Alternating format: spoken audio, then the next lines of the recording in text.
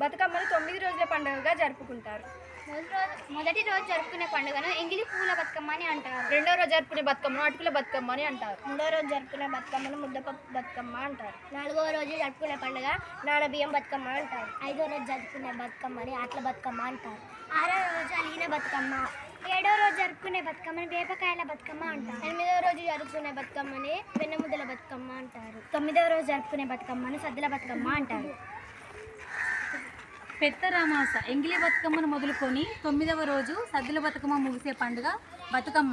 ఈ పండుగను రాష్ట్రమంతటా తెలుగు ప్రజలందరూ కూడా ఆడపడుచులందరూ కలిసికట్టుగా జరుపుకునే పండుగ సద్దుల బతుకమ్మ.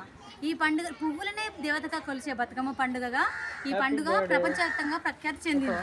ఈ పండుగను అందరూ పాశ్చాత్య పద్ధతిలో కాకుండా సంప్రదాయ పద్ధతులు జరుపుకోవాలని మనస్ఫూర్తిగా కోరుకుంటూ ఎస్వి మేనేజ్మెంట్ అందరికీ